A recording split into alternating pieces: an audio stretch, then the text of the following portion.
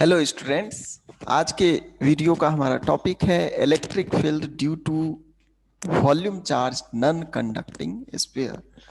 तो हम लोग एक सॉलिड स्फीयर लेंगे और ये एज्यूम करेंगे इट इज नॉन कंडक्टिंग और चार्ज इसके वॉल्यूम में डिस्ट्रीब्यूटेड है। हम लोग कंसीडर करते हैं कि हमारा चार्ज जो है, सपोज करते हैं कि चार्ज Q,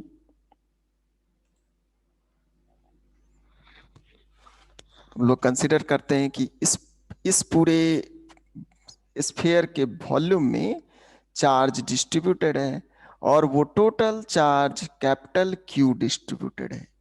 और इस स्फीयर का जो रेडियस है, radius is capital R। Now अब मैं अगर आपसे पूछूं कि what will be the volume charge density, चूंकि यहां पर चार्ज वॉल्यूम में डिस्ट्रीब्यूटेड है, तो वॉल्यूम चार्ज डेंसिटी जिसे कि हम लोग रो से डिनोट करते हैं, ये क्या होगा?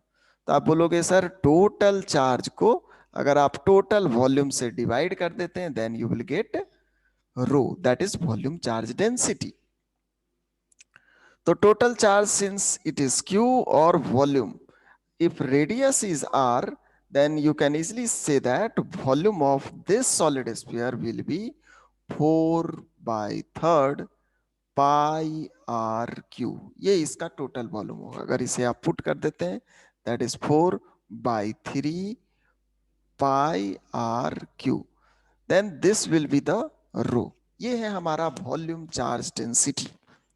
नाउ कंसीडर हम लोग करते हैं कि किसी पॉइंट पर if the point lies outside the cell,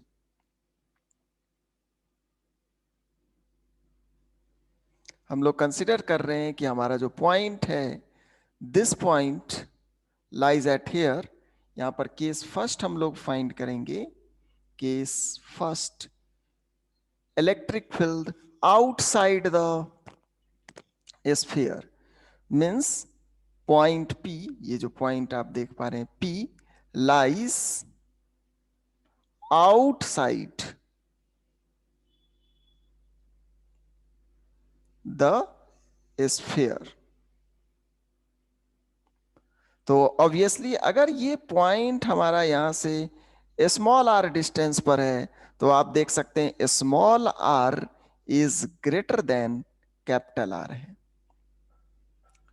और हम लोग यहाँ पर गॉस थ्योरम का यूज करेंगे। As you know, according to Gauss theorem you have to consider a Gaussian sphere. तो यहाँ पर हमें एक गॉसियन स्फीयर लेना है, तो मैं ये गॉसियन स्फीयर ले लेता हूं जो कि इस पॉइंट से पास करे। तो मैं एक गॉसियन स्फीयर लेता हूं। लेट अस कंसीडर कि ये हमारा एक गॉसियन स्फीयर है जो कि इसी पॉइंट P से पास कर रहा है। देन इस क्लोज्ड गॉसियन स्फीयर के थ्रू हम लोग निकालेंगे टोटल फ्लक्स, और that total flux should be equal to total enclosed charge divided by epsilon naught. तो टोटल फ्लक्स निकालने के लिए हम लोग एक एलिमेंट्री एरिया लेते हैं। सपोज करिए यहां पर अगर आप एक एलिमेंट्री एरिया लेते हैं, लेट इसका एरिया है DA, end of course area vector की अगर बात करें तो ये इस पर परपेंडिकुलर होगा।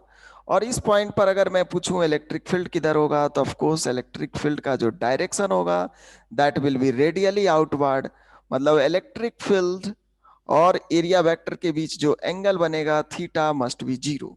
और इसके थ्रू जो स्मॉल फ्लक्स होगा that is d phi will be E.dA। और चूंकि दोनों के बीच का एंगल हमारा 0 डिग्री है, so it will be E.dA cos 0 degree जो कि 1 होता है, so it will be E.dA। तो ये हमारा फ्लक्स है। अगर मैं बोलता हूं टोटल फ्लक्स क्या होगा, तो टोटल फ्लक्स हमारा होगा इंटीग्रल ऑफ डी फाई और यहां पर E.dA। और जैसा कि आप जानते हैं इस पूरे गॉसियन स्फीयर पर इलेक्ट्रिक फील्ड का मैग्नीट्यूड कांस्टेंट रहने वाला। डायरेक्शन तो हर एक पॉइंट पे रेडियली आउटवर्ड होगा जो कि डायरेक्शन वाइज वेरी करेगा, but magnitude of E will remain constant on this surface. It means E को आप इंटीग्रेशन से बाहर ले सकते हैं, so it will be E integral of d A. And as you know, इस पूरे का एरिया अगर हम फाइंड करें, then complete area will be 4 pi small r square. तो ये हमारा हो जाएगा electric field E and 4 pi r square. So complete flux through the Gaussian surface will be E times 4 pi r square.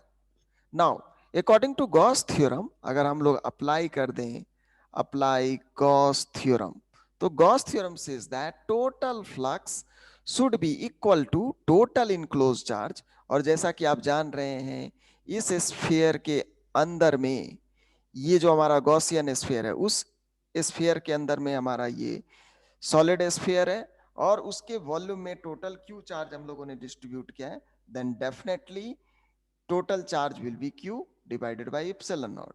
अब अगर phi का value अगर आप पुट कर दें, phi will be E times 4 pi R square, E times 4 pi R square is equal to Q by epsilon naught. अब इसे अगर हम लोग सॉल्व करते हैं, मतलब 4 पाई आर स्क्वायर को अगर आप LHS से RHS में ले आते हैं, then E will be 1 by 4 pi epsilon naught Q by R square होगा। नाउ इसे देख करके आपको याद आ रहा होगा, इफ टोटल चार्ज, अगर टोटल चार्ज हमारा सेंटर पर भी कलेक्टेड होता, तो उस केस में भी हमारा सेम रिजल्ट आता। आइसोलेटेड पॉइंट चार्ज के लिए भी electric field at a distance R पर सेम रिजल्ट देता है।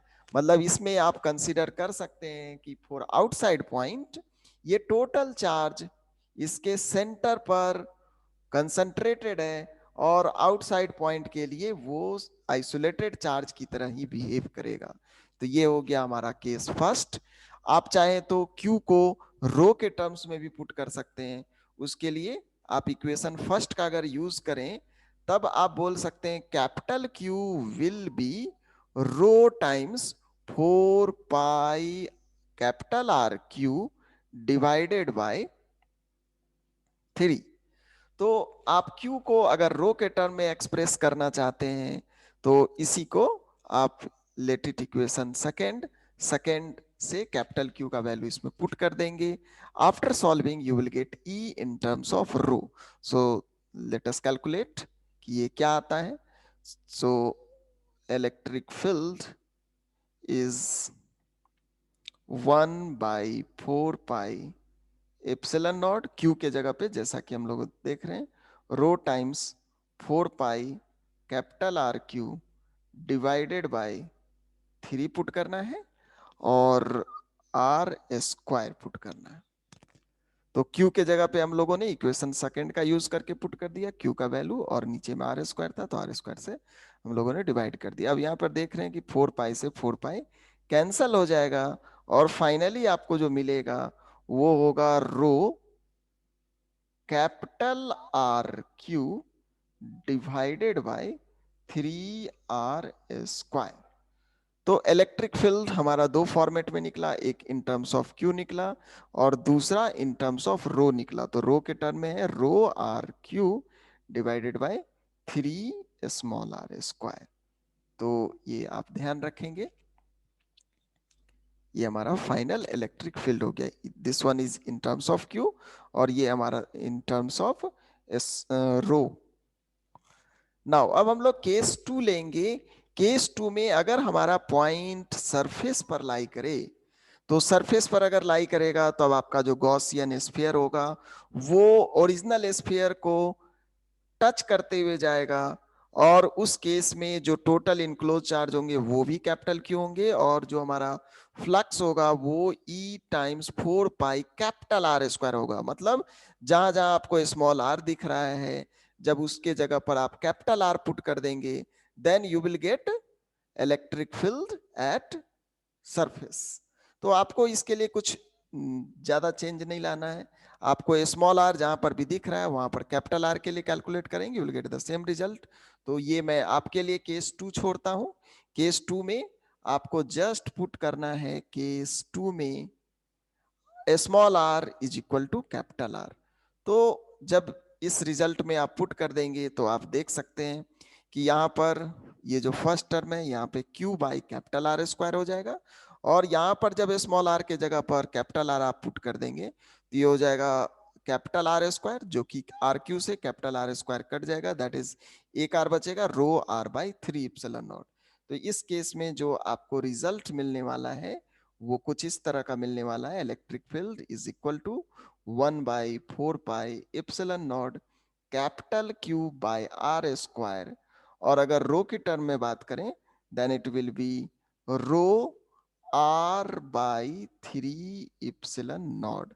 तो ये होगा हमारा electric field on the surface of solid sphere. तो ये दो केस हम लोग ने डिस्कस किया। थर्ड केस में हम लोग इनसाइड पॉइंट पर कंसीडर करेंगे। तो आप वीडियो को म्यूट करके इसको कॉपी में भी नोट डाउन करने का काम करेंगे।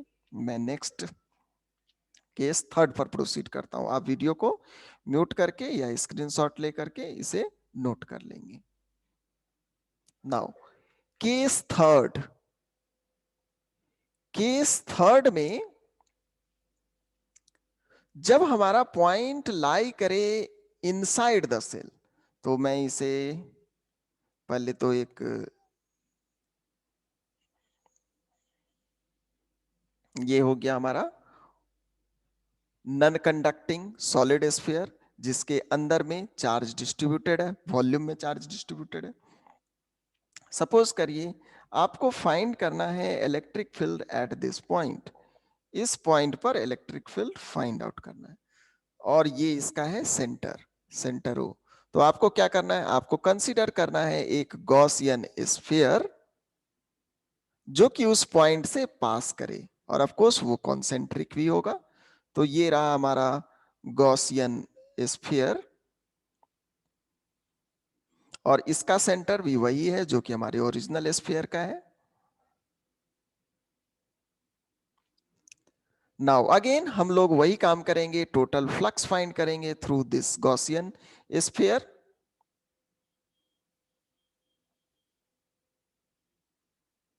One minute, yes.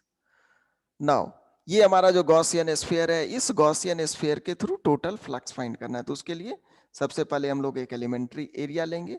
तो area vector will be perpendicular to this one, ये डीए का डायरेक्शन होगा, और इलेक्ट्रिक फील्ड हमारा रेडियली आउटवर्ड होगा। तो आप देख सकते हैं अगेन दोनों के बीच का जो एंगल होगा, angle theta will be 0 degree.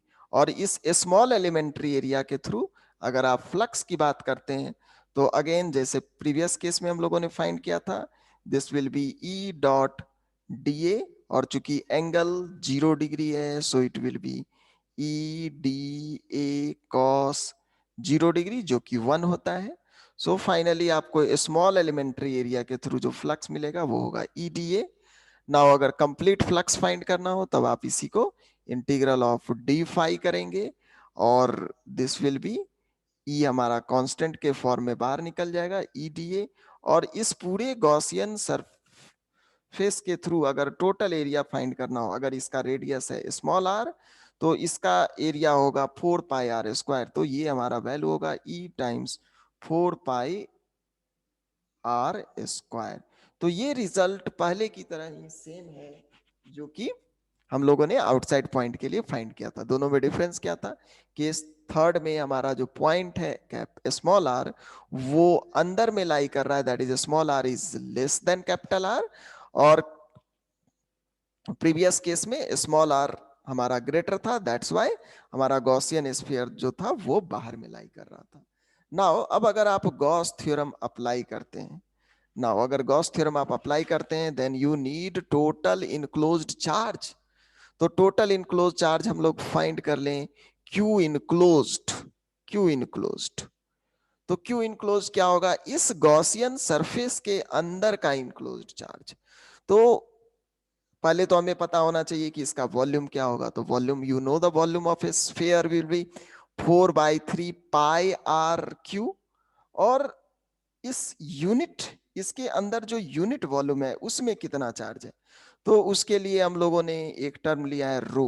रो क्या डिनोट करता है? रो डिनोट करता है वॉल्यूम चार्ज डेंसिटी, और ये हमें बताता है यूनिट वॉल्यूम। अगर वन वॉल्यूम हमारा 1 मीटर क्यूब रहता तो उस केस में जो चार्ज उस पर डिपॉजिट होता दैट विल बी रो।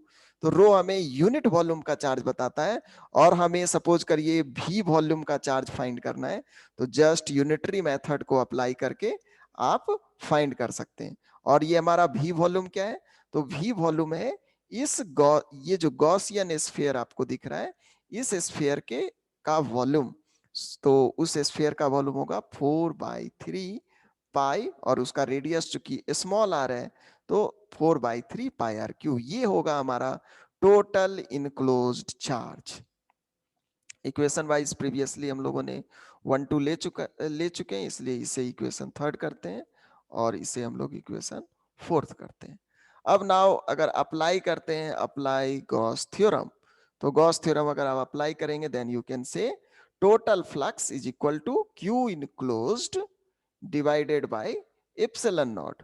तो टोटल फ्लक्स हमारा है E times 4 pi R square, और ये होगा Q enclosed by epsilon naught. और ये जो Q इनक्लोज्ड है इसके जगह पर आप लिख सकते हैं, मैं इसे इरेज करके लिख देता हूं। Q इनक्लोज्ड के जगह पर हम लिख सकते हैं दिस वन, ये Q इनक्लोज्ड का वैल्यू है फ्रॉम इक्वेशन 4। तो इसके जगह पर हमें लिखना होगा रो 4 पाई R Q divided by 3। Now अब यहां इसको अगर सॉल्व करें तो 4 पाई LHS और RHS का कैंसिल हो जाएगा, और ये स्मॉल आर स्क्वायर और स्मॉल आर क्यू से 2 R कैंसिल हो जाएगा, 1 R बच जाएगा आपके पास। और RHS में हमारे पास है, LHS में है कैपिटल ई, और LHS में है कैपिटल ई, और RHS में हमारे पास है रो R divided by 3 epsilon not. ये हमारा इलेक्ट्रिक फील्ड का वैल्यू हो गया inside the point. Now students, अब अगर तीनों केस को अगर हम लोग समराइज करें, तब आप बोल सकते हैं कि अगर आपके पास ये एक नॉन कंडक्टिंग सॉलिड स्फीयर हो, जिसमें कि ये इसका मिड सेंटर है, this one is the centre,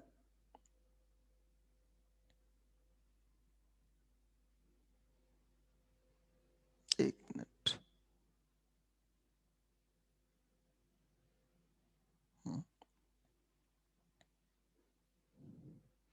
ये इसका सेंटर है। तो हम लोगों ने देखा कि मैक्सिमम वैल्यू इलेक्ट्रिक फील्ड का आपको सरफेस पर मिलेगा, और जैसे जैसे आप सरफेस से दूर जाएंगे इलेक्ट्रिक फील्ड का वैल्यू घटता जाएगा। अगर हम लोग इसे ग्राफ के फॉर्म में रिप्रेजेंट करें, ये हम लोग इस तरह से ले लेते हैं, वाई एक्सिस, और एक हम लोग ले लेते हैं x axis, this one is the x axis. तो आप देख पा रहे हैं कि जब तक आप कैपिटल आर, ये है हमारा कैपिटल आर का वैल्यू, मैं इसे ड्रॉ कर देता हूं, ये कैपिटल आर है। तो कैपिटल आर तक जो इलेक्ट्रिक फील्ड का वैल्यू होगा वो मैक्सिमम होगा। तो मैक्सिमम वैल्यू लीनियरली वेरी करेगा इस तरह से, एक मिनट,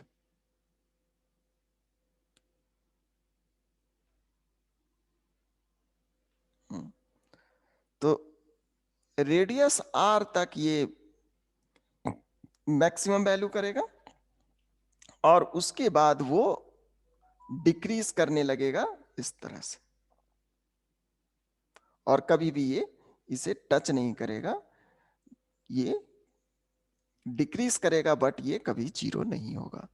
तो हम लोग रिजल्ट को एक बार फिर से कंक्लूड करें कि अप टू कैपिटल आर, ये है हमारा capital R, up to capital R जो इलेक्ट्रिक फील्ड का जो वेरिएशन है, जो फॉर्मूला आप देखेंगे वो फॉर्मूला है rho r by 3 epsilon not.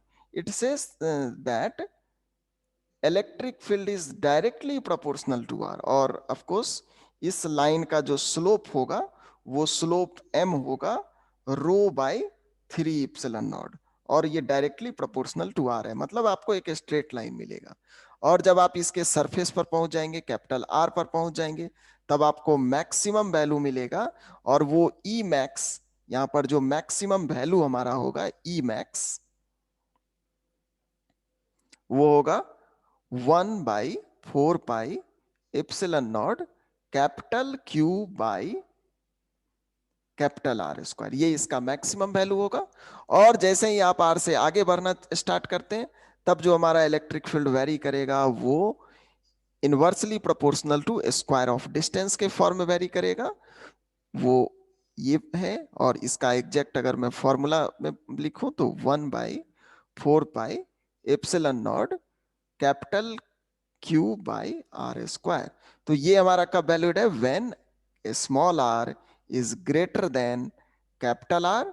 ये फॉर्मूला हमारा कब वैलिड है, तो ये वैलिड है if small R is equal to capital are.